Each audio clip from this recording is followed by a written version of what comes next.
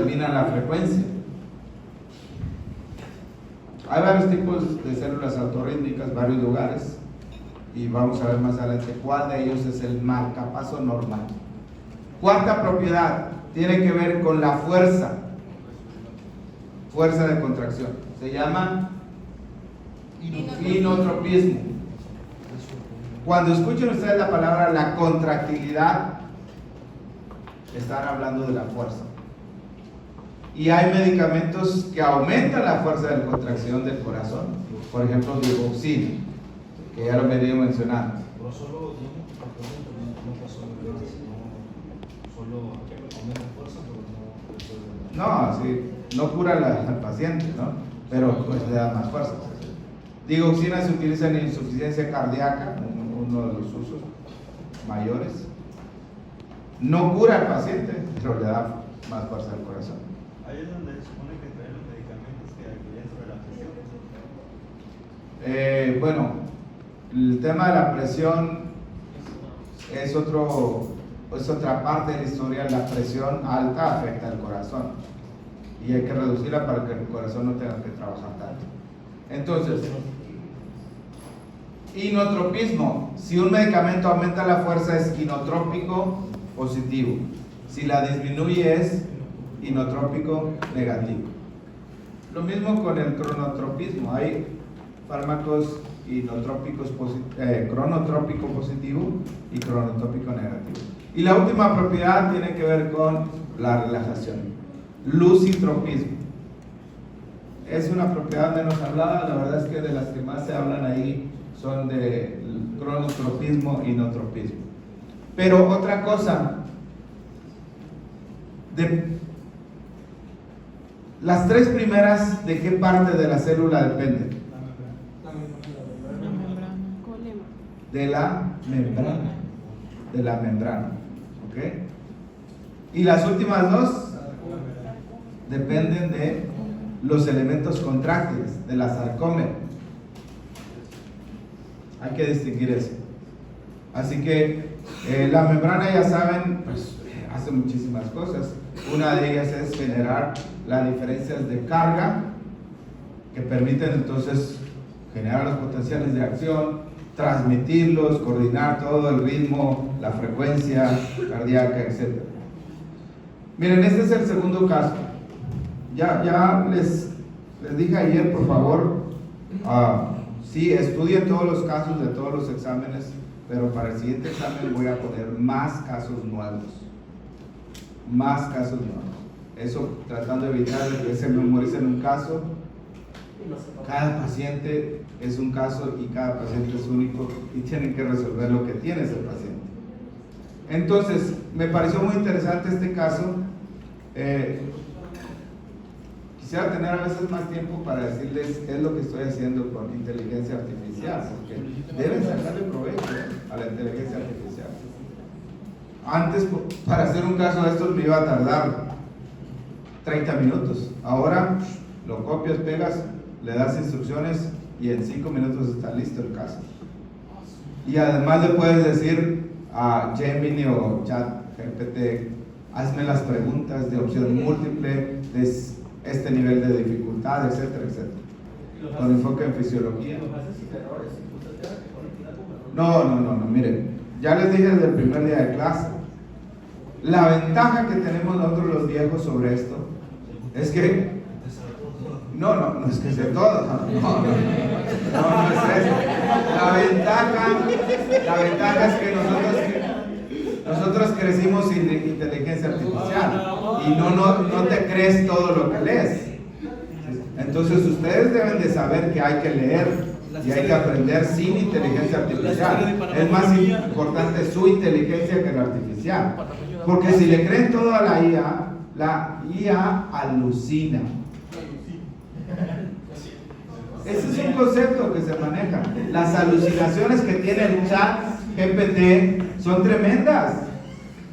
Se inventan las cosas y se ven ahí, pareciera ser la realidad. Y si ustedes no usaron su inteligencia humana, para que tengan cuidado también. Bueno, a ver, un asunto que deben de saber Esto es introducción a la clínica, clase gratis, ya, adelantada. Es siempre que vemos un paciente hay que tener un orden, hay que tener una sistematización del interrogatorio que hacemos, de la nota que escribimos, para que no se nos pase nada. ¿Okay? ¿Qué es lo primero que tenemos que prestar atención cuando viene un paciente? Signos vitales, ¿El motivo de la consulta? antecedentes familiares, ¿El identificación. motivo de la consulta? El motivo de la consulta. ¿Por qué vino? ¿Sí? ¿Por qué vino? Esas primeras palabras son fundamentales. No es lo mismo ir por un dolor que por ir por una falta de aire. Motivo de consulta. Y después ver exactamente cómo evolucionó, cómo llegó a ese punto, qué es lo que pasó. Okay. Ya les dije que después de cierta hora no debería de... Pero es que teníamos esta cosa en taller, terminamos tales. ¿Quién no ha firmado? ¿Quién no ha firmado? ¿Ya firmaron todos aquí? Bueno, la paz para acá. Lo siguiente se llama evolución del padecimiento actual. Y enseguida vemos el examen físico del paciente. ¿Qué datos tiene? Laboratorios, estudios de imagen, estudios de gabinete, un electro, un ecocardiograma, etc. ¿Ustedes también estaban en taller? ¿Qué talleres? Vamos a tener que hablar y que salgan más temprano. A ver, la lista, por favor.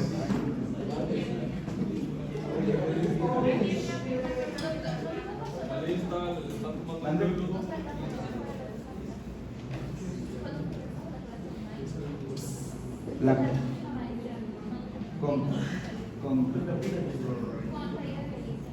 Por eso, pero solamente tienen una vez a la semana. Afecta la clase de fisiología. Sí. Okay. Afecta su clase. Sí, correcto. Bueno, entonces, a ver, este paciente es un paciente que tiene 48 años. ¿Y cuál es su motivo de consulta? ¿Qué es disnea?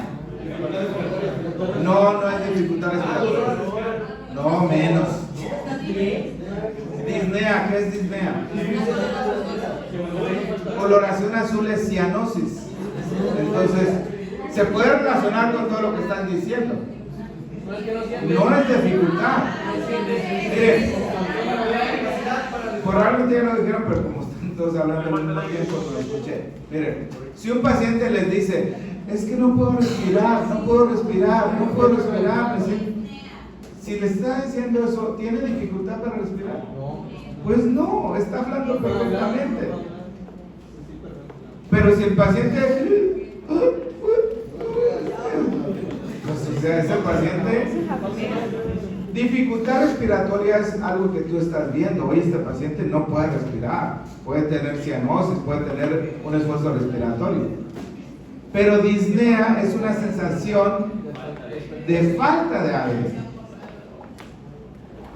Es que siento que me falta el aire. En las noches no puedo acostarme porque siento que me ahogo.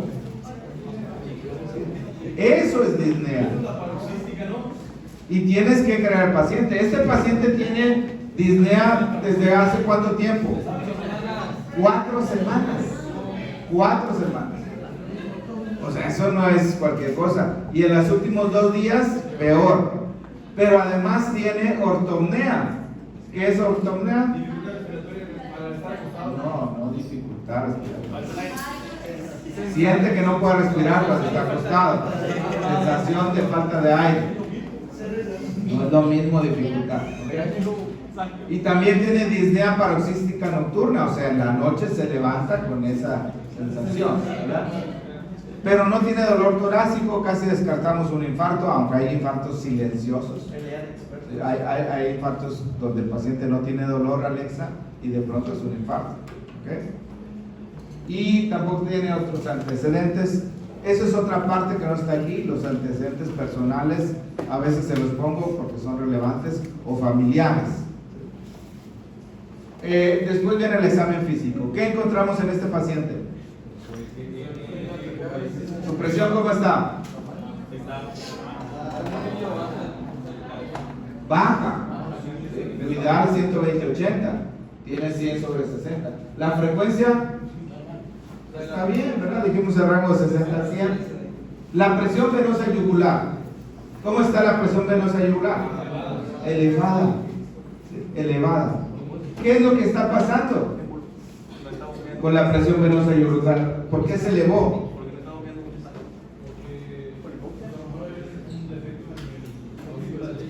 El corazón tiene dos lados, derecho e izquierdo. ¿Cuál es la función del corazón?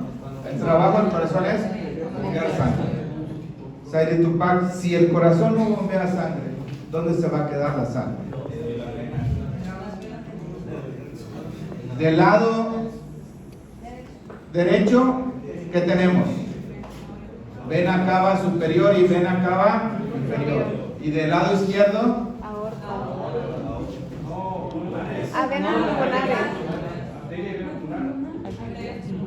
del lado izquierdo solamente están las venas. La arteria pulmonar está al lado derecho, sale de aquí. Oye, no dejen. ¿Quién está hablando? Aquí la aorta.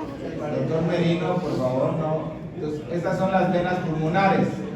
Cuando el corazón es insuficiente, no bombea, se acumula la sangre aquí.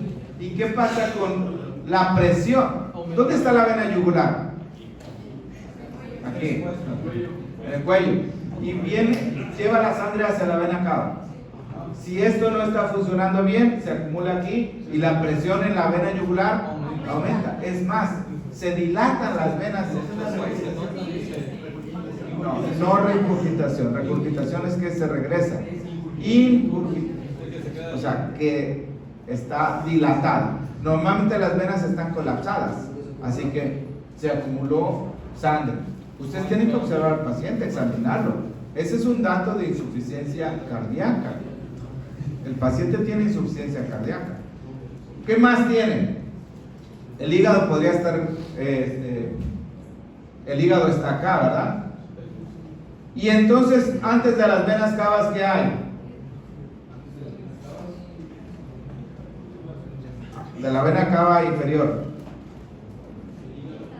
Sí, ya el hígado ya lo puse aquí, aunque no lo creas, este es el hígado.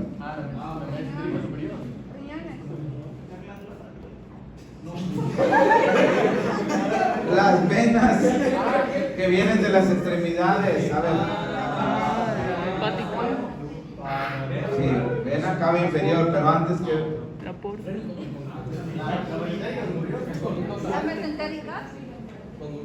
Todas, pero vienen desde las venas de las extremidades, vena femoral. La puerta hepática. Si la sangre se acumula en las venas cavas, en el hígado, las venas femorales, ¿qué va a pasar con los pies? Se va a acumular sangre, líquido. ¿Cómo se llama esa acumulación de líquido? Edema. Ahí está, el paciente tiene edema bilateral. La falla de 4 órganos es la causa más común de edema. Riñón. ¿Por qué? Porque el riñón, ¿cuál es la función? Bueno, una. Deja de comer. ¿Cuál es la función del riñón? Una de las funciones, manejar los líquidos. Entonces, si no funciona bien, se acumula. La otra, falla del hígado. El hígado produce proteínas, la mayor parte de las proteínas. Una de las funciones de las proteínas en la sangre es mantener el líquido dentro de los vasos sanguíneos. Cuando no hay suficiente proteína, el líquido se sale. Edema. La falla del sistema linfático también te causa edema. pero usualmente nada más es de un lado, y este paciente tiene edema de los dos. El cuarto órgano que puede estar fallando cuando hay edema es el corazón, y es el caso de este paciente. El encabezado, ¿qué dice? Cardiomiopatía hipocalcémica secundaria a hipoparatiroidismo. Entonces, este paciente tiene una insuficiencia cardíaca. La insuficiencia cardíaca es el resultado final o el resultado común de varios padecimientos. Muchas cosas pueden terminar en insuficiencia cardíaca. Un paciente con hipertensión de largo plazo mal controlada, un paciente con una infección en el corazón, una miocarditis, una valvulopatía, qué sé yo, hay muchas enfermedades que tienen como etapa final común la insuficiencia cardíaca.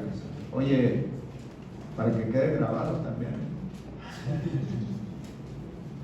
Yo también tengo hambre, en verdad, pero no pueden estar comiendo en el hambre. Ahorita vamos a hablar del desayuno en el tema del sueño, para que vean la importancia que es. Ok, crepitaciones basales en la auscultación pulmonar.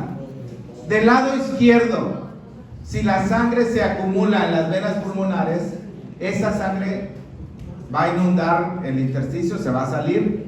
Ya les estoy adelantando el tema de microcirculación. Y va a haber edema, y eso se va a escuchar en un inicio como arrugar una hoja de papel. Ese es el ruido de crepitación. ¿Okay? Esa es una condición que puede ser muy grave. El edema pulmonar, sobre todo si va a los alveolos, es como si le estuvieran echando agua por la tráquea al paciente. ¿Ese crepitar no se podría confundir con el crepitar de alguna rotura de una? Sí, también.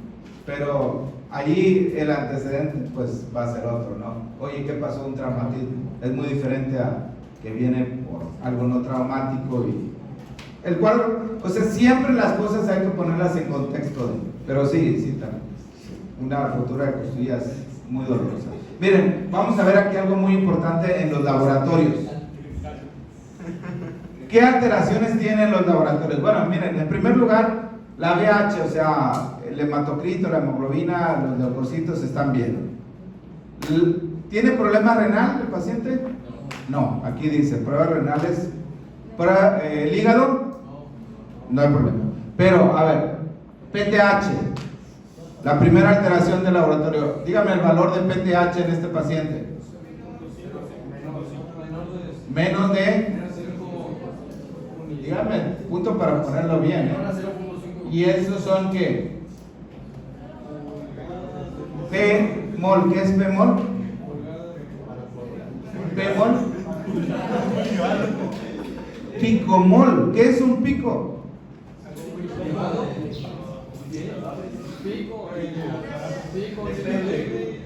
¿Y esa la menos qué? Micro, nano, pico, femto, secundaria, primaria, kinder. Picomol, una cantidad muy pequeña, 10 a la menos 9. ¿Cuánto es el valor normal?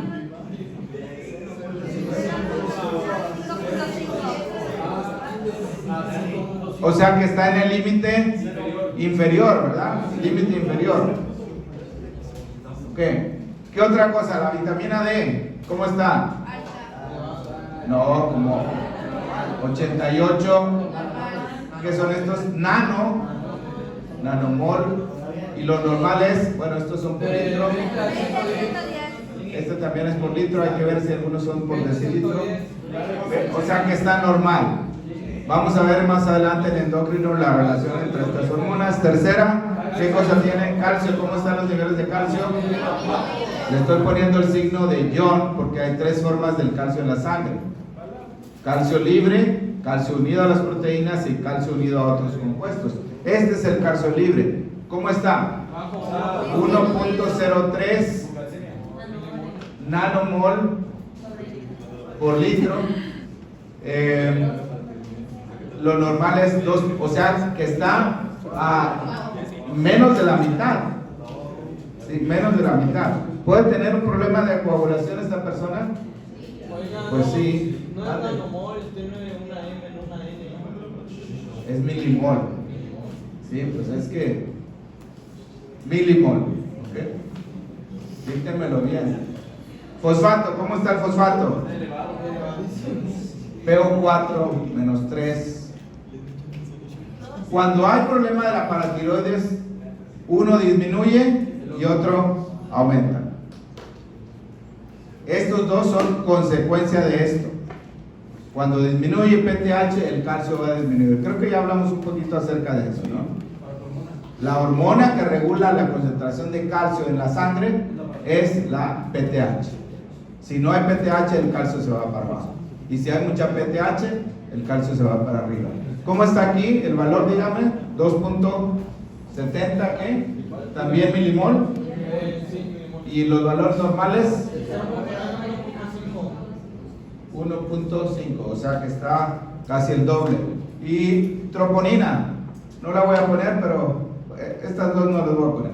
Troponina está dentro del rango normal porque troponina puede ser 0, así que no hay problema. Y el péptido auricular natriurético está muy elevado. Después les voy a explicar este asunto del péptido natriurético. Bueno, no es el auricular, sino es procerebral. Estudios de imagen. ¿Cómo está el EKG? Intervalo QT prolongado. No hemos visto nada de electro, después les voy a explicar qué significa esto. Este caso lo voy a usar para varias preguntas de examen, por supuesto, de electro, por ejemplo. ¿Sí? La radiografía, ¿qué mostró? O sea, líquido se ve más, lo que es más denso se ve más blanco en una radiografía. El hueso, ¿cómo se ve en una radiografía? El hueso es lo blanco. Lo que es aire, que es mucho menos denso, negro. ¿Sí? ¿Ok? Y entonces, el cuello, ¿qué pasó con el cuello? No hay evidencia de paratiroides. O sea, el problema se origina aquí con un problema en la paratiroides. Y eso causó una disminución del calcio. Y esa disminución de calcio, ¿cómo afectó al corazón? ¿Aumentó o disminuyó la? Pues si no hay calcio, recuerden, el calcio depende, el músculo depende del calcio extracelular. Como el calcio extracelular está disminuido, el corazón está débil. No, aquí hay que darle calcio. Claro. Es que todo, jóvenes, en la medicina es de causa-efecto. Aquí, si fuera un problema donde el calcio está bien, donde hubiera un daño por una infección que ya pasó, etcétera, que quedó débil, pues ahí sí. Pero aquí en este caso el problema fundamental es PTH, lo cual hizo que el calcio disminuyera. Mínimo hay que darle calcio. La PTH regula estas dos hormonas de manera inversa. A una la sube y a otra la disminuye. Lo vamos a ver en endocrino.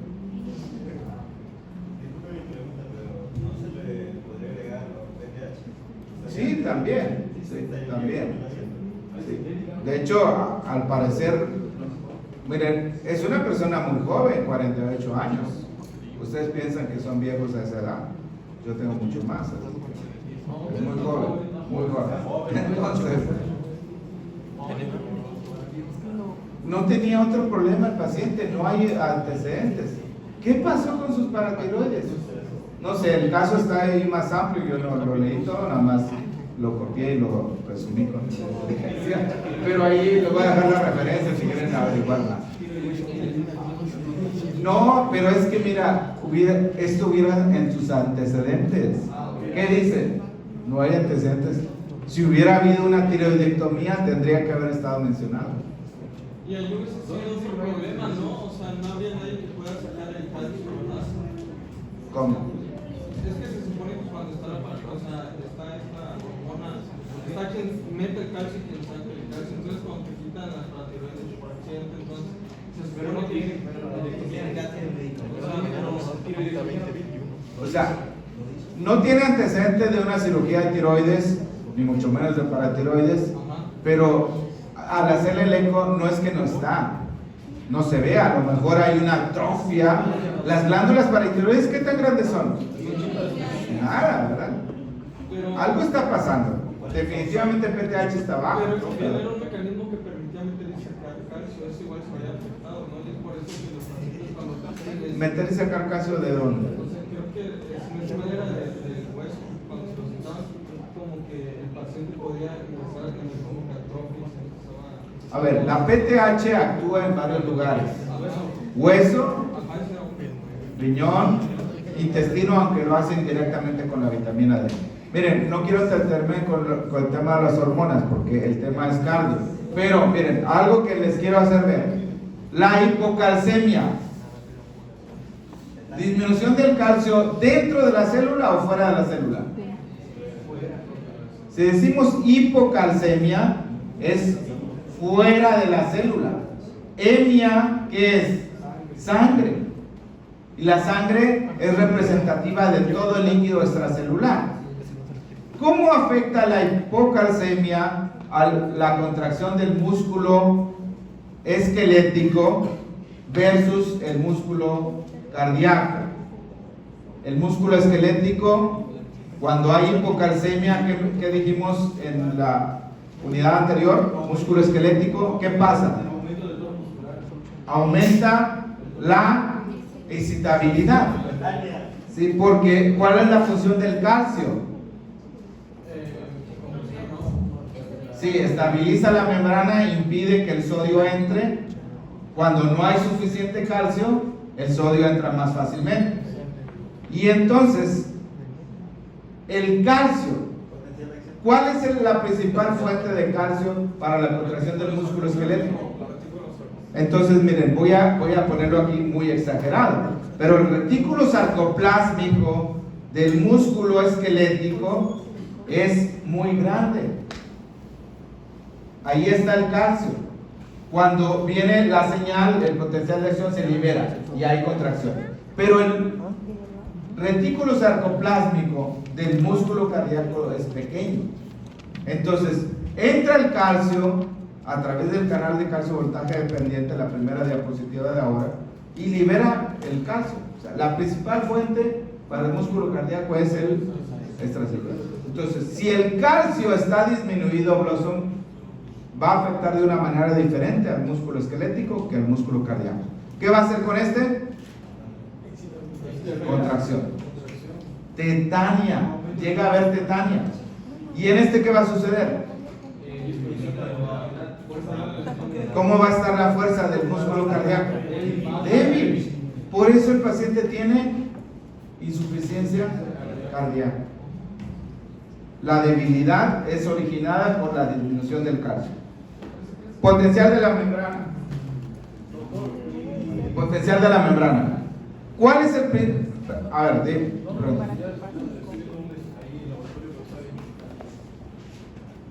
¿Cuál es el principal factor para crear el potencial de la membrana?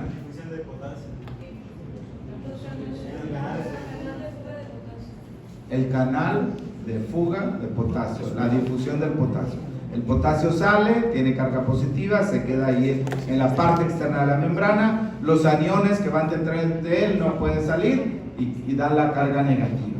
¿Okay? Lo mismo sucede, eso hablando de la neurona, pues lo mismo sucede en el músculo cardíaco. Así que de ahí no tienen que saber más. Principal factor para crear el potencial de la membrana es la difusión de potasio. Y potencial de acción. ¿Cuántas fases tiene el potencial de acción? La repolarización, ¿debido a qué? Entrada de sodio. La repolarización debido a salida de potasio. Y hiperpolarización. Bueno, esta última la eliminamos, nos quedamos con dos. Despolarización, entrada de sodio, repolarización, Despolarización, entrada de sodio. Repolarización, salida de potasio. Solo con estas dos. Pero en el músculo cardíaco tenemos dos tipos de potenciales de acción. Dos tipos de potenciales de acción. Con esto voy a terminar. ¿Cuáles son estos potenciales de acción? Uno que se llama potencial rápido y otro que se llama potencial lento. Lo de rápido uno pensaría, pues dura poco. No. Sí. Rápido es porque cuando tienes tú el reposo, que sería esta línea, de manera casi instantánea se produce el potencial de acción. Ese es el rápido, potencial rápido. Y el lento, tienes el reposo, llega al umbral y se produce un potencial y llega y luego otro. O sea, el ascenso no es instantáneo. Hay como una rampa. Digo, estoy exagerando. Aquí también, digamos, tiene una inclinación, pero Muy leve. mínima, ¿sí? Nada, no se ve. La respuesta es instantánea. Entonces, que no es así, si no es así, se llama lento. La duración es similar, más o menos unos 300, 400 milisegundos, que es bastante. ¿Cuánto dura el potencial de acción en una neurona? 0.3 milisegundos. Ni siquiera es un segundo, es un tercio. Comparado con 300 milisegundos. ¿Cuántas veces más dura el potencial de acción en el músculo cardíaco? ¿Cuántas veces más es 300 que 0.3? Dividimos 300 entre 0.3, no necesitas calculadora, eso es igual a 1000. La duración del potencial de acción. ¿Esa es la meseta, doctor? Básicamente la duración es porque tenemos una fase que se llama meseta. Y entonces voy a ponerles las fases del potencial de acción. En una neurona, ¿cuántas son? 3. Puede haber 2 nada más. Aquí va a haber 5 fases. 5 fases. ¿Con qué número quieren que comencemos? Pues no vamos a comenzar con el 1. Vamos a comenzar con el 0. Fase 0, fase 1, fase 2, fase 3. Y el reposo es la fase 4. Ese es para el rápido. Para el lento tenemos la fase 0. No hay fase 1 y 2. Tenemos la 3 y tenemos la 4. Y hay una diferencia fundamental en la fase 4 entre este y este potencial. Ya eso lo voy a mencionar en la siguiente clase. Pero ¿cuáles son las causas de estas fases? ¿Cuáles son las causas de estas fases? La fase 0 es igual que las neuronas. Entrada de sodio. Entrada de sodio. La fase 1, el sodio deja de entrar, empieza a salir el potasio, pero además entra cloro. Miren, no me interesa que se aprendan esa fase, pero la fase 2 sí, porque la fase 2 es la entrada de calcio a través del canal voltaje dependiente. Bueno, todas las fases tienen que ver con canales de voltaje dependiente. Esta es lo que le llamamos la meseta. Los cerros, hay una meseta en el cerro, ¿no? Hay cerros que como que lo cortaron en la parte superior. Esa es la famosa meseta. ¿A qué se debe? Entrada de calcio. ¿A través de qué canal? No, ¿cómo? Entrada de calcio a través del canal de calcio voltaje dependiente. Todo lo de potencial de acción tiene que ver con canales voltaje dependientes. ¿La qué? La R es rápido y la L es lento. La fase 3, ¿a qué se debe? Salida de potasio. salida de potasio. Y acá lo mismo, entonces la fase 0 que es sodio, pero también incluye calcio y sodio. Y acá, salida de potasio. ¿Qué caso es? ¿El lento que le abajo? El lento. Pues les dije que ya me iba, pero... El arriba es rápido, el abajo es lento. los potenciales de respuesta rápida están en estas células. Potencial de respuesta rápida están en las células contráctiles y las células de Purkinje. Las de Purkinje son autorrítmicas, ¿ok? Y el otro potencial, el lento, está en las células marcapaso. ¿Cuáles son las células, Carlos, más importantes en tu cuerpo? Para ti, ¿cuáles serían las más importantes? Las neuronas. Ok. Si hay muerte cerebral, la persona, sus órganos pueden seguir funcionando, los demás. Sí. Pero si los cardíacos mueren. Pero si las células que mandan los impulsos al corazón, que generan el latido cardíaco, son las células del nodo SA. Si se mueren esas, se para el corazón y entonces todo el cuerpo va a parar. Digo, podríamos discutir el concepto de muerte cerebral y todo eso, pero la verdad es que las células del nodo SA son las meras de eso. Ya pueden salir. No, espérese, que va a venir. Ah, sí, cuando el marcapaso falla, hay que ponerle un marcapaso artificial. Hay personas que... ¿Por qué la sistolia no se hace desfibrilación? Pues porque... Si las células son excitables. Ok, cuando hablamos del capítulo 9 o 10 creo, ahí voy a explicar. Fibrilación, las células tienen actividad eléctrica pero desorganizada, descoordinada. Mira mi mano, 5 células. La función del corazón es esto, sin sitio. Todas las células se contraen al mismo tiempo. Ahí el latido está bien, pero fibrilación, mira, esto es fibrilación. Hay actividad eléctrica, pero cada quien hace lo que le da la gana, como sucede a veces en la vida real, ¿verdad? Oye, vamos a hacer algo. No, yo creo, nadie le importa. Para remar, por ejemplo, ¿qué tienen que hacer la gente? Los remeros, coordinadamente. Eso es fibrilación. Cuando tú le das una descarga, entonces todas las células se cargan. Pero asistolia, esto es asistolia. No hay actividad eléctrica. Por eso, en la asistolia no das descarga. Donde das descarga, donde desfibrilas, es cuando hay actividad eléctrica.